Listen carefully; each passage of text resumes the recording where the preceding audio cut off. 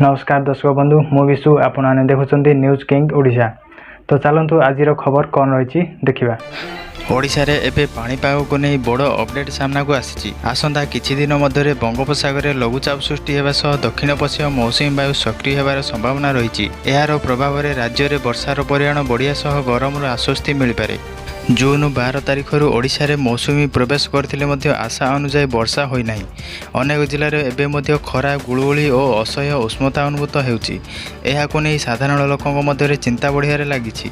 पाणीपाग विभाग आकलन अनुजाई आगामी 3 दिन मध्य समग्र ओडिशा को मौसुमी वायु कबलित करिवो।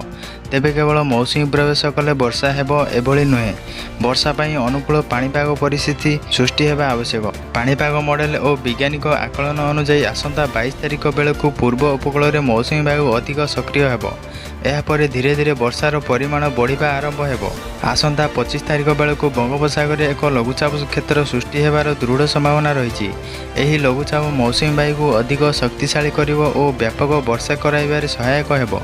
पाणीपाग विशेषज्ञ कहवा अनुसार जून शेष सप्ताह राज्य में भल वर्षा आरंभ हो पारे। यह चाष काम बहुत उपकारी हेबो। धान चाष आरंभ करने को अपेक्षा करथिया चाषी मानक पई यह बड़ खबर। मौसुमी पूरापूरी सक्रिय होगा पर्यंत राज्य में कालबैशाखी वर्षा मझिरे मझिरे आश्वस्ति आनिब।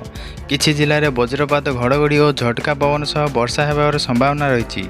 आसंता 24 घंटा 12टी जिले में प्रबल वर्षा नहीं ऑरेंज अलर्ट जारी कर बाकी जिलागुड़ी को येलो अलर्ट जारी कर लोक सतर्क रहा परामर्श दि जाइछि।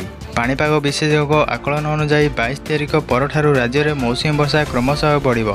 जून शेष सुधा राज्यर अधिकांश अंचल में भल वर्षा होबार संभावना रही। यह गरम आश्वस्ति देवा सह चाष जल संरक्षण और दैनंदिन जीवन में सकारात्मक प्रभाव पकाइब।